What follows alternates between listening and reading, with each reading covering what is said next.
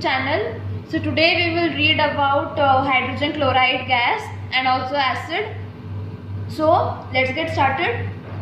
The molecular formula of hydrogen chloride is HCl, and the bond is covalent. Covalent bond means that it is formed by sharing electrons of two metals, and the electron dot diagram is here, which is very much important while writing about hydrogen chloride gas.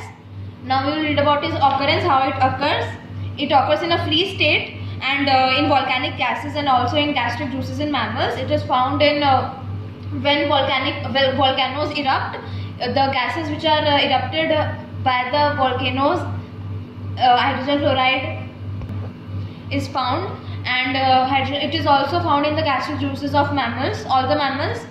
And it is a synthesis combination reaction, that H2 plus Cl2 to HCl, and it is done in diffuse sunlight and it is explosive in nature, and it is negligible in the dark, and moisture acts as a catalyst in the above synthesis reaction.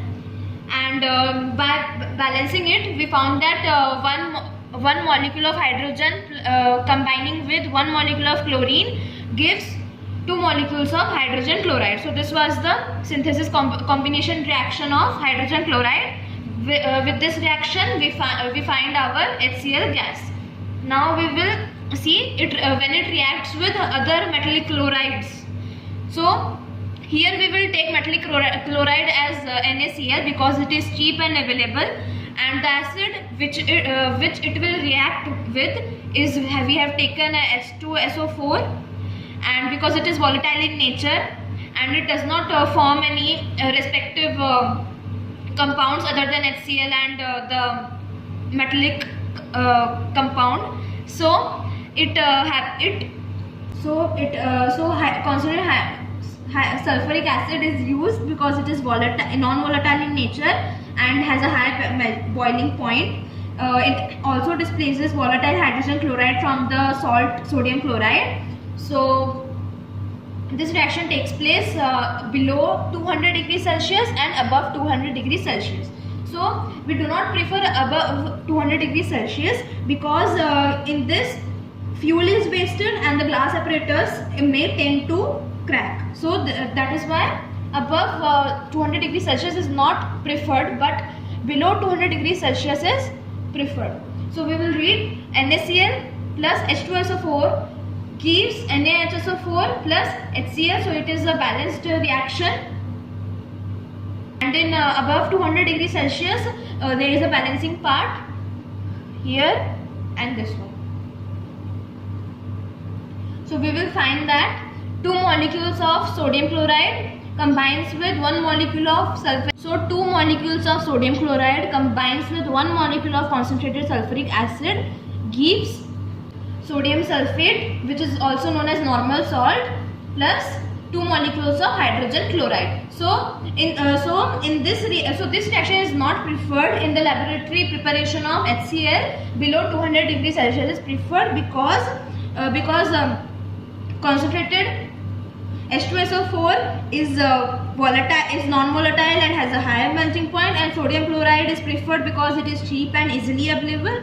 And so a question arises that we can also use concentrated nitric acid. That concentrated nitric acid can also be used beside concentrated sulfuric acid, but nitric acid is not used because it is volatile in nature and may volatilize out along with the hydrogen chloride. So now we will study the laboratory preparation of dry hydrogen chloride gas, and the reactants which are used in this preparation are sodium chloride and concentrated sulfuric acid, which are NaCl and H2SO4, and the products which are formed are sodium bisulfate, NaHSO4, and hydrogen chloride gas HCl. So the reactants, that is sodium chloride and concentrated sulfuric acid, are initially slowly heated to control the evolution of HCl gas. And the HCl gas, which is obtained in the round bottom flask, passes through the delivery tube, bubbles through the drying agent in the washer bottle. So the drying agent which is used is sulfuric acid because it removes only the moisture content from the gas but doesn't react with it. So the drying agents which is not used during this preparation are quicklime, which is CaO, and phosphoric pentoxide, which are P2O5. They are not used as a drying agents in this preparation because they react with hydrogen chloride, forming the respective chlorides. Like while reacting with CaO, it will form CaCl2 plus H2O, it will give water, and while reacting with phosphorus pentoxide, it will give metaphosphoric acid, which is HPO3. Okay, so the precautions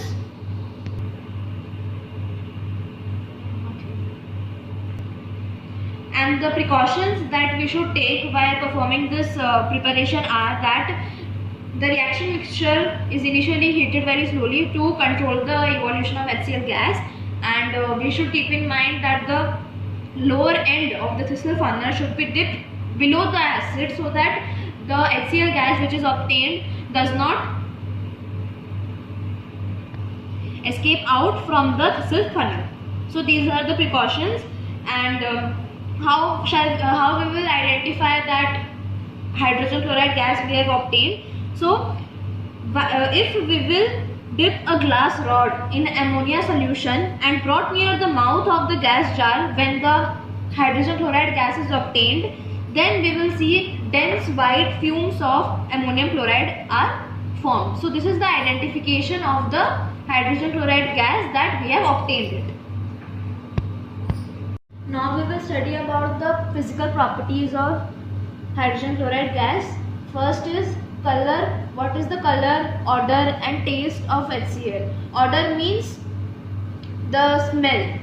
So it is colorless, and choking odor. Choking means it chokes the person, and it is slightly sour in taste, and it is a non-poisonous in nature and causes burning sensation if it is inhaled by someone, and it is heavier than air. It is 1.28 times heavier than air, and it is highly soluble in water. That's why it is not collected by the downward displacement of water, and it is collected by the upward displacement of air. And the liquefaction, it liquefies at temperature around 10 degrees Celsius, and the boiling point is minus 83 degrees Celsius. That is, liquid hydrogen chloride boils at minus 83 degrees Celsius, and the freezing point is minus 113 degrees Celsius. That is, solid hydrogen chloride melts at minus 113 degrees Celsius. Keep in mind that boiling point liquid, and in freezing point it is solid. So we can also check that hydrogen chloride gas is highly soluble in water by a fountain experiment. So now we will read about the chemical properties of HCl gas. First is combustibility. It is very much important. It is non-combustible and non-supporter of combustion. It means that it does not burn and it does not extinguishes heat. Second is its action on indicators. First is moist litmus. It turns moist litmus into blue to red. So these action on indicators are observations. Which are very much required because it generally comes in examinations. So first is moist litmus. So hydrogen chloride gas turns moist litmus blue to red, and phenolphthalein, it is already colorless and it changes to colorless, so there is no changes takes place.